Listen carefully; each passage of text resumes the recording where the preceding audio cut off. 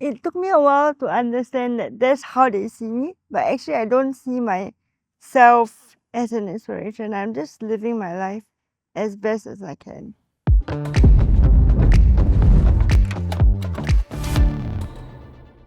Hi, my name is Esther Fam. I'm 39 this year.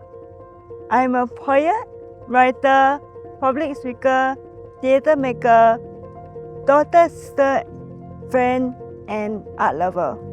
I was born with cerebral palsy. My parents didn't really tell me I was disabled. In fact, the word disabled only came about when I was in school. All the while when I was at home, they only told me I was different. This is how God made you, so you have to work with what you have. CP stands for cerebral palsy. Affects me more on the movement and physical side. It doesn't affect my mentality, as in I'm perfectly normal inside. It is similar to autism, where it's on the spectrum, so it's a very wide spectrum. Some people are most affected physically, like I am, but some people with CP also, it affects them intellectually. But the common misconception is that because I have CP, I'm also intellectually disabled. Despite all the wokeness that society is going through, it still happens that people stare at you like you're some exhibit in a museum. You get really nasty looks from people. When they see you like being fed by your helper at a food court, they tend to like, what a circus freak show is this? And they will stare at you at like food court all the way until you stay back and then until you leave. Or they will come so close to your face and tell your friend that you are very pretty. Like as if you don't understand what they say.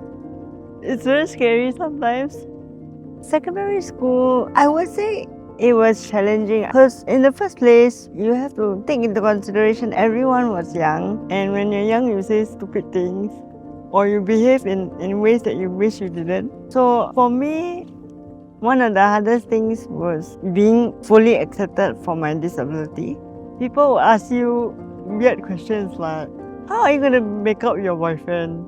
It's incidences like that where your parents cannot possibly prepare you, and being young and innocent, you really do not know how to reply, but deep inside it just hurts you because you finally realize that maybe my difference is going to be really profound, such that it will affect these normal things that people do, and people just don't know how to ask you in a nice way such that it doesn't hurt you. As an adult, I've learned to deal with it better, but I can't say it doesn't hurt me at all. You wish you were in a different body, but at the same time, that feeling that goes away after a while because you cannot imagine yourself in a different body. If I were to walk today, right, I can tell you honestly, I'll be so freaked out because my brain would not know how to comprehend things. To imagine yourself being able to walk after all these years of being like the way you are, and having to journey and having to accept yourself the way you are, I don't think I would change a thing about myself. From all that I've experienced over these 30 plus years, I don't regret anything. In fact, I thank the universe for every knock that has happened, because if not for the knocks and the tears and the pain, I wouldn't be the advocate that I am today.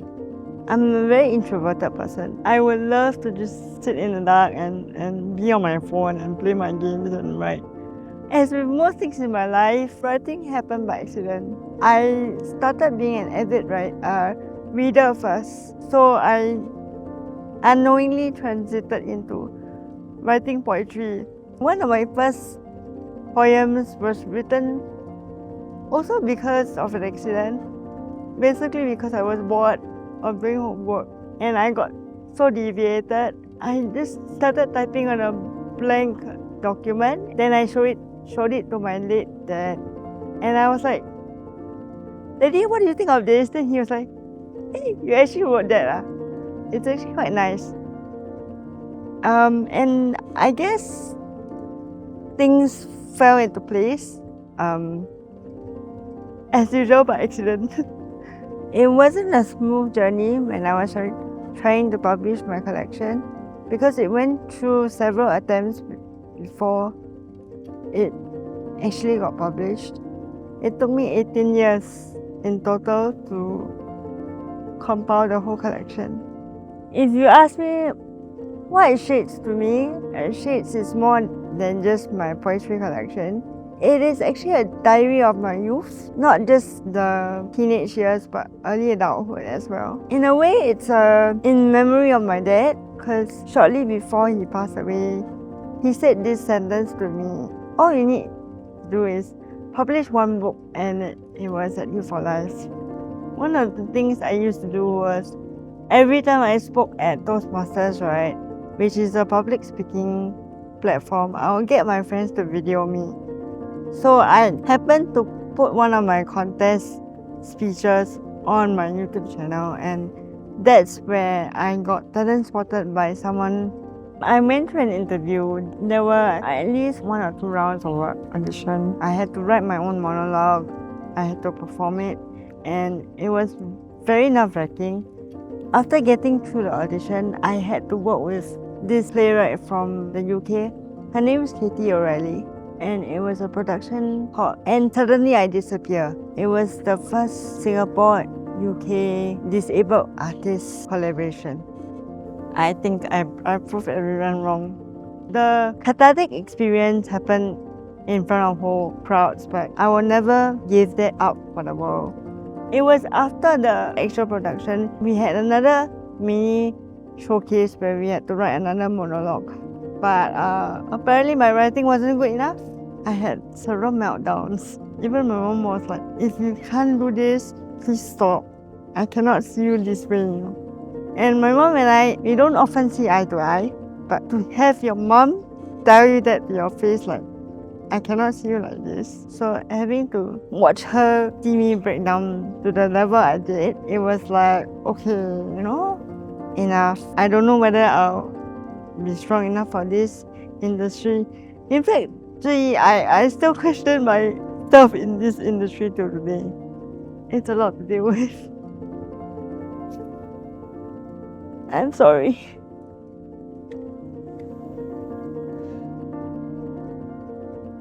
At the time of this video recording, I have just finished my first full-length play based on 7 poems in shades. The title of the play is Absence. For now, that's all I can tell you.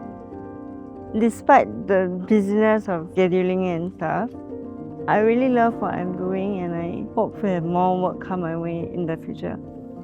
I think the work I'm doing now is not just for me and not just to satisfy my need for more work, but it also paves the way for younger Singaporeans who are disabled, to help them know that there's a path for them in the arts.